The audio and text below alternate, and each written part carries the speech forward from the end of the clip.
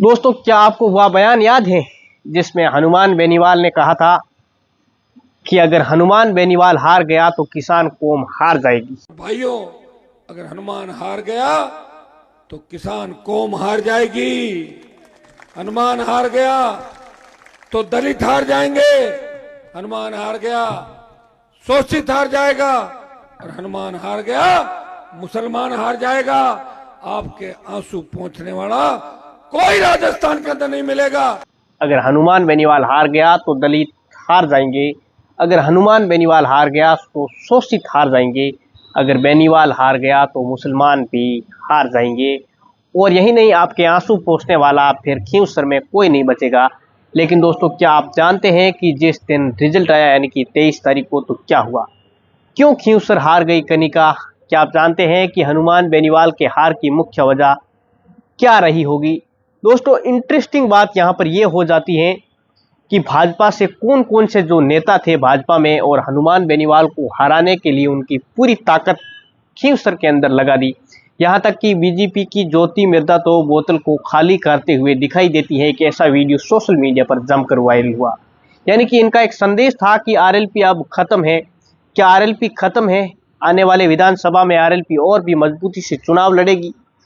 चुनाव हारने के बाद में बड़े बड़े न्यूज एजेंसियों ने क्या कुछ लिखा बेनीवाल के बारे में, उनकी हेडलाइन पर एक नज़र डालते हैं।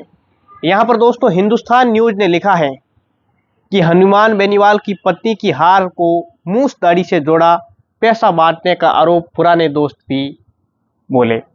आज तक ने लिखा है कि आज तक ने एक आर्टिकल लिखा जिसमें लिखा है कि राजस्थान में उपचुनाव आने पर गढ़ ही बचा नहीं पाए बेनीवाल, खींवसर में बीजेपी की बड़ी जीत।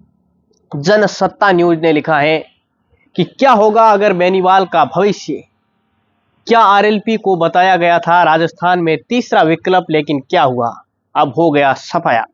नमस्कार दोस्तों, आज की इस वीडियो में हम जानते हैं कि बेनीवाल के हार की क्या मुख्य वजह रही होगी। क्या अब आरएलपी खत्म हो चुकी है? क्या कनिका बेनीवाल को टिकट देना एक गलत फैसला था? क्या नारायण बेनीवाल को वही टिकट देना चाहिए था? क्या इतनी मेहनत के बावजूद भी बेनीवाल चुनाव क्यों नहीं जीत पाए? आइए इन्हीं तमाम सवालों के जवाब जानते हैं इस वीडियो के अंदर। आरएलपी का गढ़ कहे जाने वाला खींवसर यानी कि भारतीय जनता पार्टी ने प्रचंड जीत दर्ज करके हनुमान बेनीवाल को इस गढ़ को धराशायी कर दिया है। यानी कि खींवसर पर अब बीजेपी इस जीत के साथ ही विधानसभा में आरएलपी को जीरो कर दिया है और बीजेपी के प्रत्याशी यानी कि रेवंत राम डांगा ने 13,870 वोटों से शानदार जीत दर्ज की। वर्ष 2008 के बाद में ये पहला मौका है जब बेनीवाल के हाथ खींवसर से ये सीट निकल गई। सबसे ज़्यादा हैरान करने वाली बात यह रही कि खींवसर को 3 क्षेत्रों में बांट कर देखा जाए तो यानी कि खाली इलाका है, वह हनुमान बेनीवाल का गढ़ कहा जाता है। इसी खाली इलाके क्षेत्र में कनिका बेनीवाल इस बार पीछे रह गई। यही उनकी हार की एक बड़ी वजह भी बनी। आरएलपी से चुनाव भले ही कनिका बेनीवाल लड़ रही थी, लेकिन दोस्तों, चेहरा हनुमान बेनीवाल का ही था। इस ऐतिहासिक जीत के बाद में भारतीय जनता पार्टी जश्न मना रही है पूरे राजस्थान में। नागौर जिले भर में बीजेपी कार्यकर्ता जश्न मना रहे हैं क्योंकि खींवसर इस उपचुनाव में बीजेपी ने है जो पूरी ताकत झोंक दी थी। हर हाल में चुनाव जीतने के लिए भाजपा के कार्यकर्ता कड़ी मेहनत और उनका नतीजा ये रहा कि बीजेपी की अनुकूल रहा और खींवसर में उपचुनाव बीजेपी के जीत हाथ लगी। मीडिया से बातचीत करते हुए रेवंत राम डांगा कहते हैं कि ये खींवसर के आम लोगों की जनता है, जीत है। हनुमान बेनीवाल द्वारा रेवंत राम डांगा को अनपढ़ कहे जाने का सवाल का जवाब देते हुए डांगा ने ये कहा कि उनकी भाषा हीन भावना, हम ऐसी बातों पर ध्यान कभी नहीं देते हैं, धरातल पर काम करते हैं। डांगा ने कहा कि आज खींवसर जीता है और आम जनता की ये जीत है। बीजेपी नेता ज्योति मिर्धा का कहना है कि खींवसर के इतिहास में आज एक नया पन्ना जुड़ा है। यह 36 बिरादरी की जीत है। बेनीवाल को लेकर मिर्धा ने कहा कि कुछ नेताओं को अहंकार था कि वे दूसरों को जिताते हैं, आज उनका अहंकार ये टूट गया है, घर में ही वे हार गए। ज्योति मिर्धा ने कहा कि खींवसर में अब विकास के नए आयाम स्थापित होंगे। आरएलपी की प्रत्याशी कनिका बेनीवाल इस हार के साथ में ही विधानसभा में आरएलपी का प्रतिनिधित्व अब खत्म हो चुका है। अब विधानसभा में आरएलपी का कोई भी विधायक नहीं है।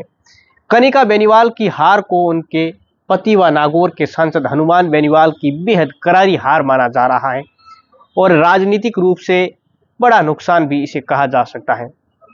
सबसे ज्यादा हैरान करने वाली बात यहाँ पर दोस्तों ये हो जाती है कि कांग्रेस की प्रत्याशी डॉक्टर रतन चौधरी अपनी ही जमानत जब्त करवा बैठी। रतन चौधरी है, ये भारी मतों से निकलेगी। नहीं, इनका कोई वजूद नहीं है, जमानत जब्त होगी कांग्रेस के क्योंसर के अंदर। पिछले चुनाव में कांग्रेस को 26,000 से ज्यादा वोट मिले थे, लेकिन इस उपचुनाव में कांग्रेस की प्रत्याशी को मात्र 5400 वोट ही मिल पाए और कांग्रेस प्रत्याशी की जमानत जब्त हो गई। राष्ट्रीय लोकतांत्रिक पार्टी यानी कि आरएलपी का राजस्थान में अब एक भी विधायक नहीं रहा है, यानी कि 23 नवंबर को आए नतीजों में पार्टी को मात्र खींवसर सीट उनके हाथ से निकल गई है। अक्टूबर 2018 में पार्टी के लॉन्च में एक रैली को संबोधित करते हुए हनुमान बेनीवाल ने यह दावा किया था कि उनका संगठन राजस्थान में कांग्रेस और भाजपा के विकल्प के रूप में उभरेगा, लेकिन ऐसा होता अब नहीं दिख रहा है। विधानसभा चुनाव में 2023 में खींवसर सीट से हनुमान बेनीवाल जीते थे, लेकिन लोकसभा चुनाव के जीतने के बाद में बेनीवाल ने यहां पर इस्तीफा दे दिया और हनुमान बेनीवाल की पत्नी कनिका बेनीवाल को यहां पर टिकट दिया गया, लेकिन कनिका बेनीवाल है जो चुनाव हार बैठी। अब कई लोग ये कह रहे थे कि कहीं ना कहीं हनुमान बेनीवाल के साथ में ये गलती हुई, हनुमान बेनीवाल ने गलती की कि नारायण बेनीवाल को टिकट देना चाहिए था। यहाँ तक कि दोस्तों इंटरेस्टिंग बात ये हो जाती है कि ज्योति मिर्धा ने एक बयान दिया था कि उनको जहर का घूंट पिला दिया गया नारायण बेनीवाल को, लेकिन नारायण बेनीवाल रात के 4 बजे तक दौड़ते रहे, लेकिन करारी हार उनके हाथ में लगी। आप क्या सोचते हैं इस हार के बारे में? क्या आप अपनी राय कमेंट बॉक्स में ज़रूर बताइए। नमस्कार।